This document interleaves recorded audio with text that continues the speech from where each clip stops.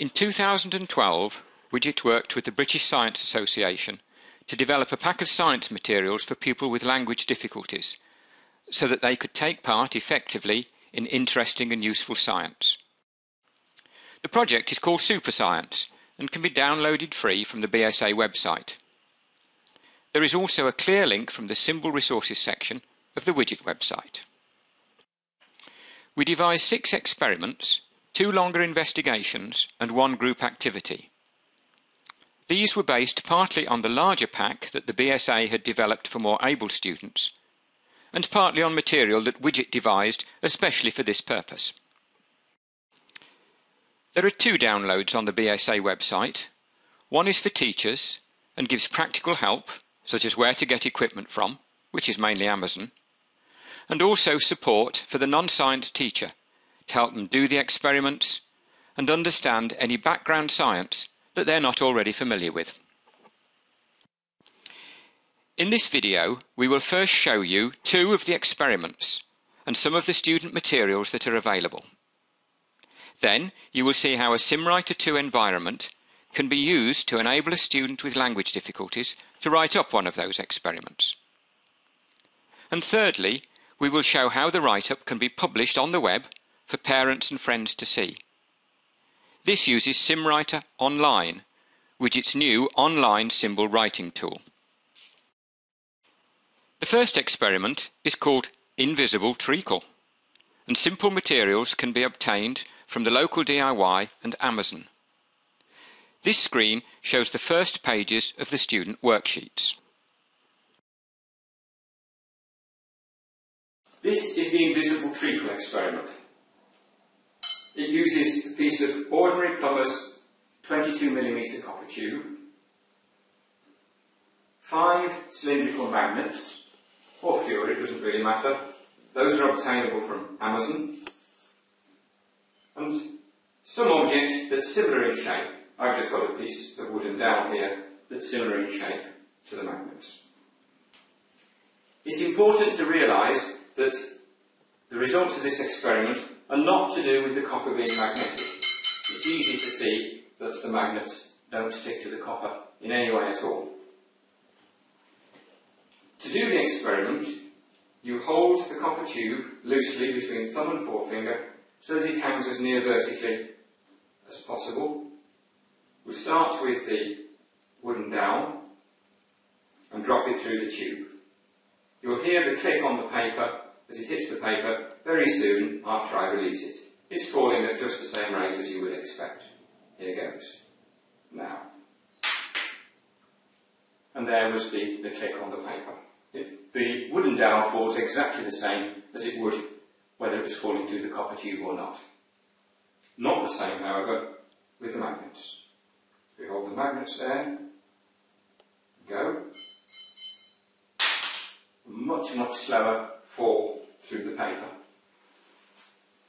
The effect of this is very interesting. Quite a slow effect on the magnets. The students can try it with different numbers of magnets and see the effect that has. They can try it with different objects to see if other objects behave as the magnets do. We've tried to give a very simple explanation of this for the students and a little bit more detail in the teacher's explanation. In the student notes, there are some suggestions to extend the activities, some flashcards to help any write-up, and a very basic explanation of the science. We tried in these explanations to be sure to say nothing that would be inconsistent with a later, fuller explanation that the student may come across. There is also a fuller explanation in the teacher's notes. The second experiment is called Noisy Cutlery, and is easy to do using materials in the home or at school. We will later show how a SimWriter environment can be used to write up this particular experiment. In the Noisy Cutlery experiment, students are asked to take several pieces of common or garden cutlery, a fork, a spoon, a plastic fork and a plastic spoon, and fasten them to a piece of string. The first thing they need to do is to just knock the cutlery against a hard object. Here it's a chair, it could be a table, a desk, anything, it doesn't really matter. And listen to the sound that it makes. Really quite an unexciting sound. A sort of clomp from the chair and a bit of a ring from the fork.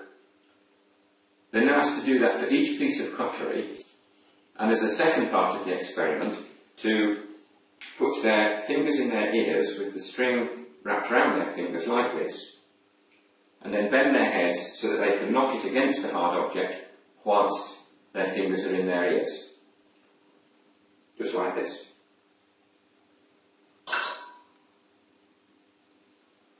And I think most students will be quite surprised at the dramatic difference that makes the sound. Then asked to record the relative sounds of each of the objects that they choose, and then, as we'll see shortly, there's a SimWriter environment where they can write up their findings and record the relative sounds as a document.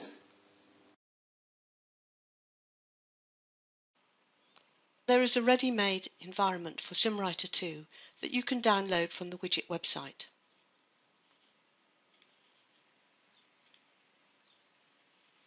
You can make selections and hear your results as you write. Noisy cutlery. And I could put in my name if I wish.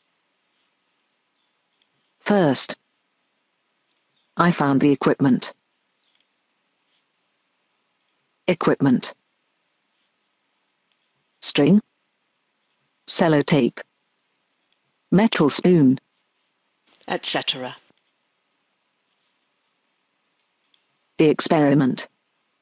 I cut a piece of string. And if I make the wrong choice, I get feedback. 30 centimeters long. That's not right.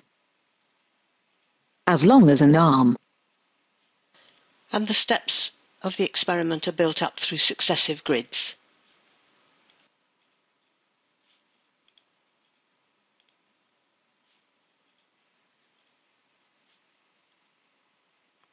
And finally, we have a data sheet that allows us to write the results for all of the experiments. As well as saving the document in the usual way, if I have a SimWriter Online account, I can save directly to that from my SimWriter 2 environment.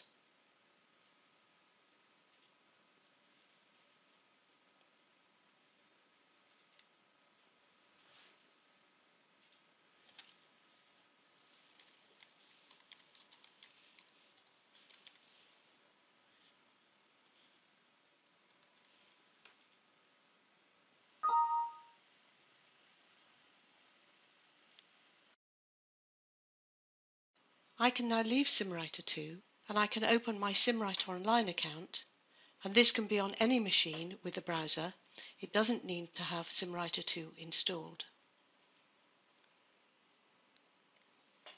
And navigate to the Science folder where I saved my file, and here I can see my file Noisy Cutlery. I have the options to view the document, perhaps to edit it online, to view it as a PDF for printing, or if I'm on another machine that has SimWriter 2 installed, I could download the SimWriter document to carry on writing at a desktop. But I want to publish this document to be able to share it with other people who don't have SimWriter and don't have a SimWriter Online account. So I have now published my document, and if I go to my published files, I can see it listed in the files that are available for anybody else to see. And I can give the URL of that to anybody to open through their browser. Here we have an iPad running Safari. We've put in the URL of the published document, and then straight away we see the document in our web browser. You don't need a SimWriter Online account to do this. Anyone can do it in their web browser. You can see that you can scroll through the document. Here's the results at the end where the student put in the various numbers according to the loudness of sound. You can even make it speak. Noisy cutlery. It will highlight as it speaks.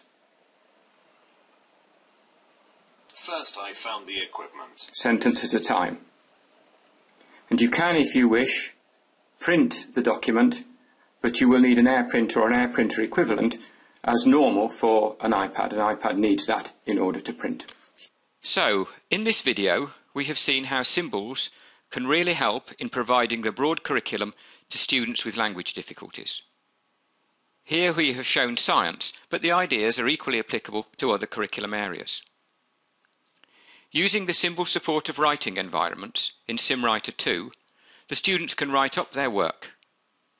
And for schools that have a SimWriter Online account, the students' work can be made public so that relatives and friends can see what they have done.